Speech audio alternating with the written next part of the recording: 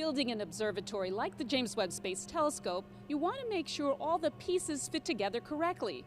To see how engineers go about doing that, we're here at Northrop Grumman in Redondo Beach, California. We have two important pieces of our development hardware that we're putting together or mating today. We have our OTE mock-up, Which is? It's a representation of the optical telescope element. That's the part that has the big mirror and the cameras inside of it.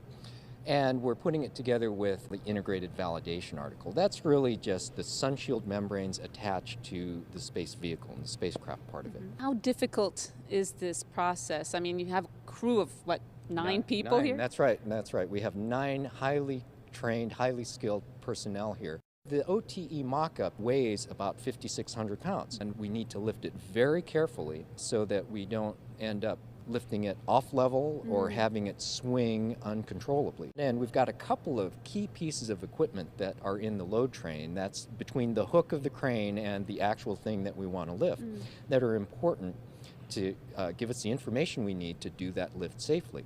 There's one thing called a load cell. That's actually kind of like a fish scale or a luggage scale, and that tells us how much we're pulling on the OTE mock-up and when we've actually lifted the entire weight. The second thing that's attached in the load train above that, it's that big black box that you can see up there. That's called a hydroset, and it's a little hydraulic ram that we can pump up and down and do extremely precise raising and lowering of very, very heavy hardware.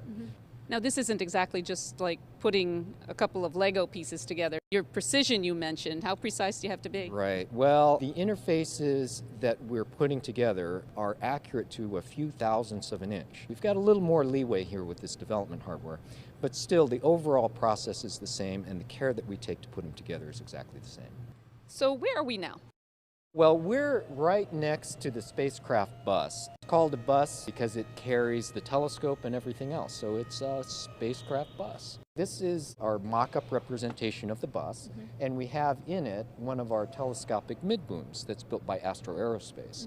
And this is not flight-like, but it does telescope out to the full flight width. So basically the sun shield will be attached to this mid-boom and be stretched out. Yeah, that's right. There's actually a spreader bar that goes in on the end. That's a big kind of pole-like thing. You can see them on the forward and aft sides. They're the big gray bars. There'll be one out here, and it will be attached to some cables that are attached to our membranes, and as the mid-boom pushes out, it'll pull the membranes out and unfold it. Okay, well, so let's see. Let's get going. So we have this just on big tracks for ease of use on the ground.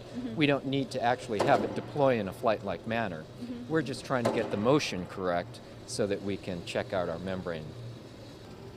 Now, the flight deployment doesn't go nearly this fast. Yeah, I didn't think so. Well, thank you so much for allowing us to visit with you guys while you put these two major pieces of the observatory together. Right. Well, it's an important event for us and a big risk burn down event, and we're just happy to have you out to record it for everybody.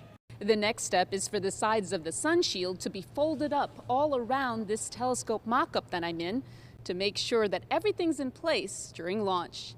Thanks for joining us for this edition of Behind the Web.